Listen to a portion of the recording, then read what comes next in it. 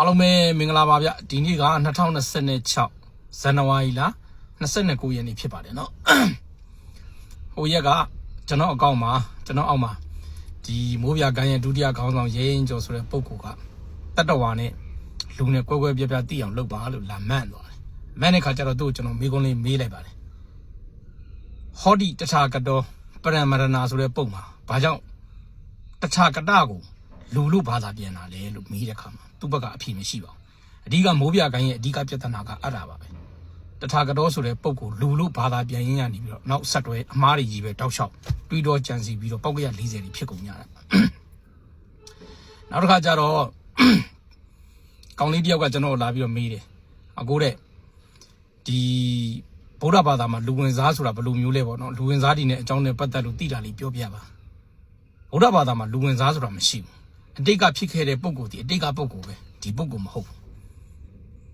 အဲ့တော့ဒါတွေကိုလည်းအခောက်ပေါင်းရပါရှင်းပြခဲ့ဘူးလေအပင်တပီကနေပြီးတော့အသီးသီးလာတယ်အဲ့ဒီအသီးကမျိုးစေ့ဖြစ်ပြီးအပင်ပေါက်တယ်အဲ့ဒီမျိုးစေ့ကအဲ့ဒီအပင်လားလို့မေးအဲ့ဒီအပင်မဟုတ်ဘူးမျိုးစေ့ကမျိုးစေ့ပဲဒါပေမဲ့ဒီမျိုးစေ့ဒီအပင်နဲ့ကင်းကွာပြီးဖြစ်လာတဲ့အရာမဟုတ်ဘူးဒီအပင်ကဒီမျိုးစေ့ပေါ်လာတာဖြစ်လာတာအဲ့တော့ဒီမျိုးစေ့ကနေပြီးတော့အပင်ပေါက်လာတဲ့အခါမှာလေဒီမျိုးစေ့ကအပင်လားလို့မေးလို့ရှိရင်မဟုတ်ဘူးအခုနောက်ပေါက်တဲ့အပင်ကလည်းအရှိအပင်လားလို့မေးမဟုတ်ဘူးဒါပေမဲ့သို့တော့ကင်းပြတ်ပြီးဖြစ်လာတာလားလို့မေးမဟုတ်ဘူးဒီမျိုးစေ့ထဲမှာအပင်ဖြစ်စီတဲ့ဓာတ်ကပါပြီးသားဒီအပင်ကနေမျိုးစေ့ဖြစ်တဲ့အရာကိုထုတ်လုပ်လိုက်တယ်အဲ့ဒီမျိုးစေ့မှာကအပင်ဖြစ်စီတဲ့ဓာတ်ပါတယ်ဒီသဘောတရားတွေပဲအဲ့တော့အဲ့မှာအဲ့လိုပြောပြတဲ့ခါကျတော့တချို့ကလာပြီးပြောတယ်ညောင်မင်းကနေပေါက်လိုက်ရင်ညောင်မင်းပဲပေါက်မှာပဲအဲ့တော့လူသေးလို့ရှိရင်လူဖြစ်တယ်အဲ့တော့အဲ့လိုမျိုးလာပြီးတော့ခြေကန်ငင်းတဲ့လူတွေလည်းရှိတယ်ပန်းသီးနဲ့တစ်တော်သီးကိုမျိုးဆက်လိုက်တဲ့အခါမှာပန်းတစ်တော်ဆိုတာထွက်လာတယ်အဲ့ဒီသဘောတရားပ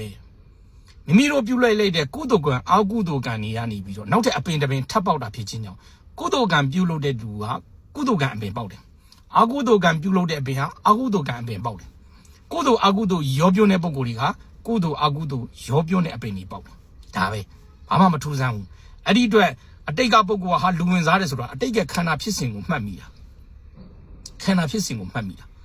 အဲ့ဒီအတွက်အတိတ်ခန္ဓာဖြစ်စဉ်ကြီးကိုပြန်မှတ်မိတာကိုလူဝင်စားတယ်လို့လူသဘောတဘာဝအရတင်စားကြခြင်းဖြစ်တယ်ဒါသည်လူဝင်စားမဟုတ်ပါဘူးအတိတ်ကခန္ဓာဖြစ်စဉ်တစ်ခုကိုသူဒီမှတ်မိတာပါတခါတလေမှာငင်းခုန်ရတဲ့အခါကြလို့ရှိရင်အကျိုးမရှိတဲ့အရာတွေဖြစ်တာများတယ်ဒါမှမဟုတ်ကိုကျော်ကြီးတို့ကမြတ်စွာဘုရားဆုံးမတဲ့အဆုံးအမကိုပဲအဓိကထားတယ်ဒီအကြောင်းအရာတွေဟုတ်မှန်သလားအကျိုးရှိသလားဒါကိုပဲကြည့်တယ်မြတ်စွာဘုရားကဟုတ်လဲဟုတ်မှန်မယ်အကျိုးလည်းရှိရမယ်ဒီစကားကိုပဲပြောတယ်ပြောတဲ့အခါမှာအခါကိုကြည့်ရတယ်မှန်တိုင်းရမ်းပြောလို့မရအောင်အဲ့တော့ယနေ့အောက်ကနေလာပြီးတော့ဦးတန်းဝင်းကြီးကဘာဖြစ်နေတယ်ခင်ဗျားကိုဘလို့ပြောနေတယ်တုံ့ပြန်ပေးပါအောင်ဘာညာပြောနေတဲ့လူကြီးမှတ်ထားကြီးဦးတန်းဝင်းပြောနေတဲ့စကားတွေကထောင်ကြမဲ့အပေါက်တွေပြောတာတချို့စကားတွေကမှန်တယ်ဒါပေမဲ့ပြောရမယ့်အခါမဟုတ်ဘူးအဲ့ဒါကို तू နားမလဲဘူးအဲ့ဒါပညာမဲ့ချင်းတစ်မျိုးပဲအဲ့တော့ तू ပြောတဲ့စကားတွေကိုကျော်ကြီးကဖြည့်ရှင်းလို့ရှိရင်ပြိပခါတွေနောက်ထပ်ဆက်ဖြစ်လာစရာအများကြီးရှိတယ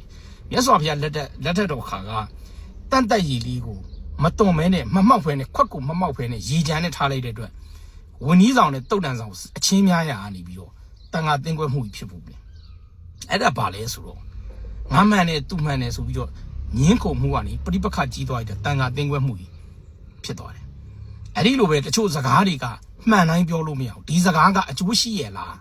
လူအများအကျိုးစီးပွားဖြစ်သလားချမ်းသာဖို့ဖြစ်သလားဒီလိုမျိုးစဉ်းစားအဲ့တော့မြတ်စွာဘုရားကပြောတဲ့လမ်းစဉ်ကိုပဲကိုကျော်ကြီးကသွားတယ်ဟုတ်ပြီနော်အဲ့ဒီအတွက်တချို့သောကိစ္စတွေကိုမဖြေရှင်းမဲတခြားရတယ်တချို့သောကိစ္စတွေကမှန်နေတော့မသိကြအောင်ဆောင်နေရတယ်အကျိုးမရှိလို့မှန်တိုင်းပြောလို့မရဘူးဆိုအဲ့ဒါကိုပြောတာဟုတ်ပြီနော်အခုဒီရဲရင်ကျော်ဆိုတဲ့ပုံကိုလာပြောတဲ့ကိစ္စမှာဒီစကားကအကျိုးရှိတဲ့စကားဘလို့အကျိုးရှိတာလဲဆိုတော့မိုးမြန်ကိုင်းတကိုင်းလုံးဒီစပြီးတော့ဒီတထကတဆိုတဲ့ဂုံပုတ်ကိုလူလို့ဘာသာပြန်လိုက်တဲ့တောက်လျှောက်အလွဲတွေကြီးပဲအဲ့တော့မြတ်စွာဘုရားဟောတဲ့တုတ်တန်တွေအကုန်လုံးကိုလူဆိုတဲ့ပုံစံနဲ့ဆွဲပြီးယူလိုက်တဲ့အတွက်ဒီပြဿနာတွေတောက်လျှောက်တက်တာမြတ်စွာဘုရားကလူလို့ပြောမယ်ဆိုရင်မနုဿဆိုတဲ့စကားလုံးသုံးလိုက်လို့ရတယ်အကယ်၍ပုဂ္ဂိုလ်ကိုသုံးနေတယ်ဆိုရင်ပုဂ္ဂလဆိုတဲ့စကားလုံးကိုသုံးလိုက်လို့ရတယ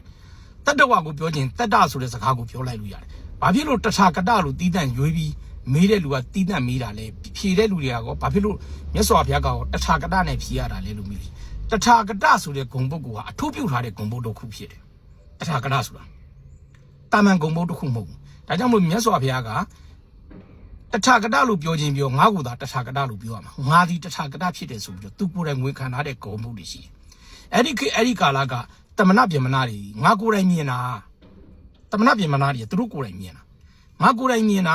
ငါကအတိတ်ဘဝကဘယ်တော့ဘယ်ညာရှိခဲ့တယ်ဘလို့လူမျိုးဖြစ်ခဲ့တယ်ငါမှဘလို့စီးစိမ်ဥစ္စာတွေဘလို့ချမ်းသာတွေရှိတယ်ငါမှဘလို့အရေးချင်းတွေရှိတယ်အဲ့တော့အဲ့ဒီဘဝကနေသိပြီးငါနောက်ဘဝဘယ်ဘဝကိုရောက်တယ်ဘယ်ဘဝကိုရောက်တယ်ဆိုအဲ့ဒီမှာ तू ကဒီဘဝတွေကမမြဲဘူးငါကမြဲတယ်အဲ့တော့ငါလည်းရှေ့ဆက်သွားနေအောင်မှာအဲ့ဒီလိုပဲမွေးလိုက်တေးလိုက်သွားနေအောင်မှာငါကမြဲတယ်ဒီလိုမျိုးပြောလိုက်တာငါဒီသိပြီးရင်ဆက်ဖြစ်တယ်သိပြီးရင်ဆက်ဖြစ်တယ်ဖြစ်ပြီးရင်သိတယ်ဒီပုဂ္ဂိုလ်တွေကသူတို့ကိုယ်တိုင်မြင်တာပုပ္ပိနိဝတ္တဉာဏ်နဲ့မြင်တာတချို့ပုဂ္ဂိုလ်တွေကြတော့အဲ့လိုမြင်တာမဟုတ်ဘူးတချို့ပုဂ္ဂိုလ်တွေကြတော့တဘောပဲမြင်လိုက်တာအကြောင်းไม่ဖြစ်လာတာငါတို့စပြီးပရိသေတွေစိတ်စားဖြစ်တယ်အဲ့ပရိသေတွေစိတ်ကိုပဲ तू ကစသိလိုက်တာပရိသေတွေစနေတာကိုသိလိုက်တယ်ဟိုဘက်ကို तू မသိတဲ့အခါကျတော့ငါတို့စဖြစ်လာတာအကြောင်းไม่ဖြစ်လာတာအဲ့ဒီလိုအယူဝါဒတွေဟာအဲ့ဒီပုဂ္ဂိုလ်တွေအကုန်လုံးဒီကိုယ်တိုင်သိကိုယ်တိုင်မြင်တဲ့ပုဂ္ဂိုလ်တွေပဲအဲ့တော့သိပြီးဖြစ်တယ်သိပြီးမဖြစ်ဘူးဆိုတဲ့အယူဝါဒကို तू တို့ကဟောပြောလိုက်တယ်အဲ့ဒီပုဂ္ဂိုလ်တွေကကိုယ်တိုင်မြင်တယ်လို့ဝန်ခံထားတဲ့ပုဂ္ဂိုလ်တွေဒါကြောင့်မလို့တထာဂတဆိုတဲ့ဂုံပုတ်ကကိုယ်တိုင်သိတဲ့ပုဂ္ဂိုလ်တွေလို့အဓိပ္ပာယ်ရတထာဆိုတော့တထာဆိုတဲ့အရာကထိုတိုင်းဤတိုင်းဤသို့သောသဘောအဖြစ်ကတမြင်နဲ့သိအပ်တယ်ရောက်အပ်တယ်ဆိုတဲ့အဓိပ္ပာယ်ရတယ်အဲ့တော့ကိုယ်တိုင်ကိုကြထိုးထွင်းသိပြီးတော့ရောက်အပ်တဲ့တရားရှိတဲ့ပုဂ္ဂိုလ်တွေဒီအဲ့ဒီတထာဂတပုဂ္ဂိုလ်တွေဒီသိပြီးဖြစ်သလားမဖြစ်ဘူးသလားလို့မေးတာအဲ့ဒီပုဂ္ဂိုလ်ဒါပေမဲ့ဒီဘက်မှာပါဠိတော်မှာလည်းမြန်မာပြန်ထားတာတတ္တဝါဒီတည်ပြီးသီးတော့ဖြစ်သလားမဖြစ်သလားလို့ဘာသာပြန်ထားတယ်မိုးပြကလူတည်ပြီးဖြစ်သလားမဖြစ်သလားလို့ဘာသာပြန်တယ်ကွဲလွဲနေတဲ့ဟာတွေဟာတကယ်တမ်းအဲ့ဒီဂုံပုတ်ကအတိထူးအထူးကိုတီးတန့်ဖြစ်တဲ့ဂုံပုတ်တစ်ခုဖြစ်တယ်ကိုယ်တိုင်သိကိုယ်တိုင်မြင်တဲ့ပုံကိုယ်တွေဒီအဲ့ဒီပုံကိုယ်တွေပြောတဲ့အတိုင်းပဲတည်ပြီးဖြစ်သလားမဖြစ်ဘူးလားတချို့ဖြစ်တချို့မဖြစ်လားဆိုတဲ့ဟာကိုမေးတာမြတ်စွာဘုရားကအဲ့ဒီလိုမေးတဲ့ဂုံပုတ်အားလုံးကိုဖျက်ချပလိုက်တယ်ငါအဲ့ဒီလိုမဟုတ်ဘူးတဲ့ဖြစ်เสียချင်းဒုက္ခဖြစ်တယ်ဒုက္ခဖြစ်ကြောင်းသမုဒိယရှိတယ်အဲ့ဒီဒုက္ခချုပ်ငြိမ်းရာနိရောဓရှိတယ်နိရောဓကိုရောက်เสียမဂ္ဂရှိတယ်ငါသစ္စာ၄ပါးပဲပြည့်ညတ်တယ်တဲ့အဲ့ဒါပြီးတော့မှမြတ်စွာဘုရားကတထာဂတလို့ပြောခြင်းပြောလို့ရှိရင်ငါ့ကိုပဲတထာဂတလို့ပြောရမှာအဲ့တော့မှမြတ်စွာဘုရားကသူ့ကိုတထာဂတလို့ပြန်ပြီးပြောလိုက်တယ်အဲ့တော့မှဖြေတဲ့အခါမှာတထာဂတရုပ်ကိုတထာဂတလို့ပြောခြင်းပြောမယ်ဝေဒနာတညာသင်္ခါရဝိညာဉ်ကိုတထာဂတလို့ပြောခြင်းပြောမယ်အဲ့တော့ငါကဒီရုပ်ဝေဒနာတညာသင်္ခါရတွေကိုအကျွမ်းမဲ့ပယ်တက်ပြီးသွားပြီအဲ့ဒီအတွက်တထာဂတဆိုတာဘယ်ဟာမှပြောလို့မရဘူးဒီလိုမျိုးပြန်ဖြေသွားတာရုပ်ကိုတထာဂတလို့သတ်မှတ်ခြင်းသတ်မှတ်မယ်ဝေဒနာတညာသင်္ခါရတွေကိုတထာဂတလို့သတ်မှတ်ခြင်းသတ်မှတ်မယ်အဲ့တော့ဒီရုပ်ဝေဒနာတညာသင်္ခါရတွေငါမှမရှိတော့အဲ့တော့တချို့ကပြောကြလိမ့်မယ်မြတ်စွာဘုရားမှာခန္ဓာ၅ပါးရှိတယ်ခန္ဓာ၅ပါးကဘယ်လိုရှိတာလဲဆိုတော့မြတ်စွာဘုရားတို့မြည်သည်အစင်းနဲ့မြင်စရာနဲ့တွေးလိုက်တယ်တွေးထိမှုဝိညာဉ်ဖြစ်တယ်သဘောတရားဖြစ်တယ်ဖသဖြစ်တယ်ဖသကြောင့်ဝေဒနာဖြစ်တယ်ဖသကြောင့်တညာဖြစ်တယ်ဖသကြောင့်သင်္ခါရဖြစ်တယ်အဲ့ဒီသင်္ခါရတညာသင်္ခါရတွေကိုသိတဲ့ဝိညာဉ်ဆိုတာဖြစ်တယ်အဲ့ဒီအပေါ်မှာမြတ်စွာဘုရားဒီအဲ့ဒီခန္ဓာ၅ပါးအပေါ်မှာຢာကနဲ့လည်းမတက်မဲ့ဘူးကိလေသာတွေနဲ့လောဘနဲ့လည်းမတက်မဲ့ဘူး